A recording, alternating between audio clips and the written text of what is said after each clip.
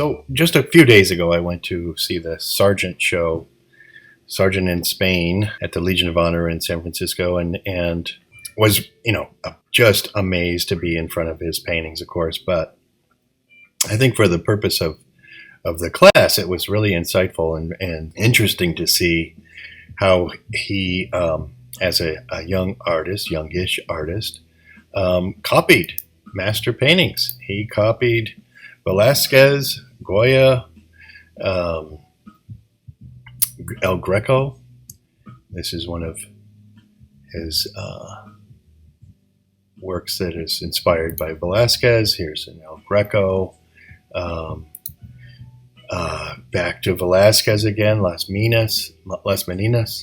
That was one of Diego Rivera's, his most famous paintings. And Velázquez, just like you guys, if you want to copy paintings, that's a way to go. In China, that's huge.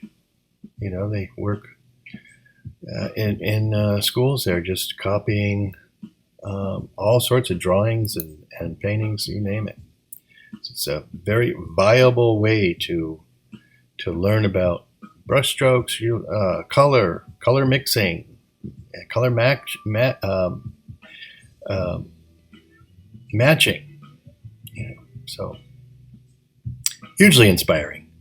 So the rest of the show was mainly about his time period in time in Spain, and so lots of different subject matter, a lot of studies. This particular room was mostly gardens, and a couple of my favorite paintings are coming up here that were in the show. This one, a landscape that just is. I wouldn't have recognized it as a Sargent. It was one that I hadn't seen before, and was just amazing to be in front of. A good size piece, probably 40 inches across or so, and this little gem. Oh my God! Standing in front of that was just unbelievable. Really a treat. This sort of Moorish influence in their architecture. And my apologies for some of these photographs are a little bit glary. I did my best. You're in a museum and you try not to get in anybody else's way, but it's kind of hard to get a real clear shot. This piece, another good size work, hospital scene. So he's really pushing his boundaries here. This piece. Was his sister apparently was a painter, and this is her and a friend reading with mosquito nets over top of them, which was really, really quite interesting, to see in person, as well as the frames. So quite inspiring. Another piece I just want to, if I saw this just on its own, I might think it would be a Sorolla perhaps, but. And the last few pieces here, he did a lot of studies for one of his more famous paintings, To the Spanish Dancer, that is in the Isabella Stewart Gardner Museum.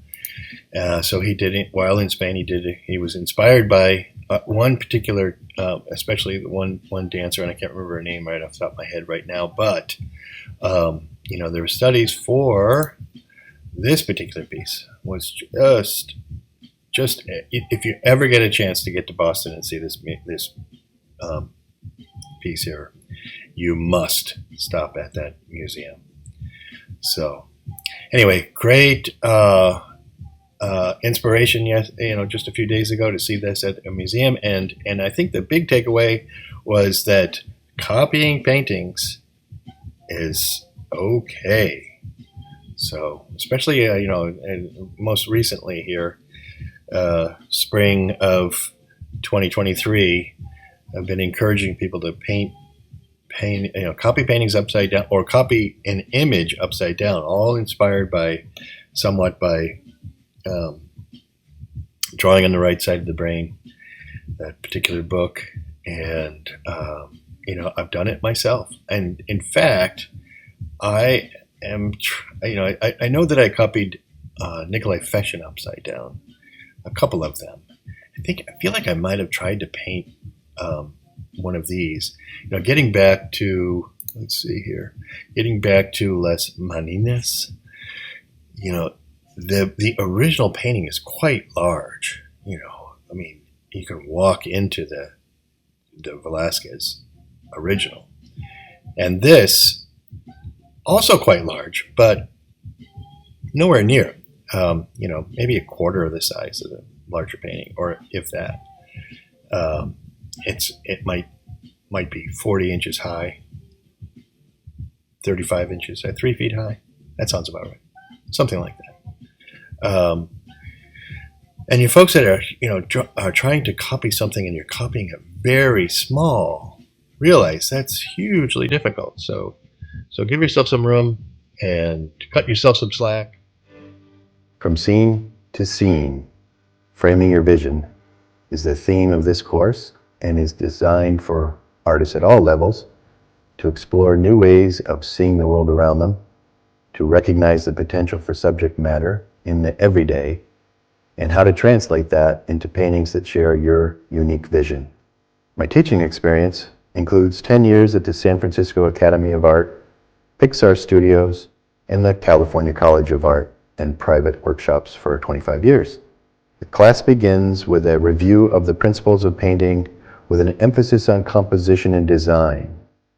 I do feel that composition is the make or break foundation of any artwork, but that it's also dependent on understanding the basic principles of value and color relationships, the use of contrast and bold shapes, of creating depth with overlap, aerial perspective, and managing edges.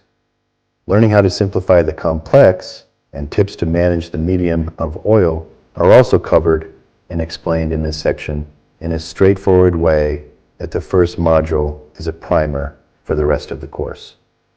Gathering, analyzing, and editing reference material to explore painting options is the next part of the class. In Module 2, we'll dive into quick studies with a constant focus on the design potential, while at the same time strengthening skills in brush handling, how to simplify, edit, and critique your studies destined for larger studio paintings. The third module will focus on how to handle figurative elements in a scene. Gesture, proportion, editing, and grouping all need to be considered, but practice is ultimately the key, so this module focuses and encourages lots of that. The final part of the course, which in many ways can be seen as just the beginning, concentrates on how to develop larger studio paintings while implementing the principles put forward in the earlier modules. We'll also explore various palettes as options in the process, address paint quality, and techniques for working into a painting during multiple painting sessions. I do look forward to the opportunity to work with you.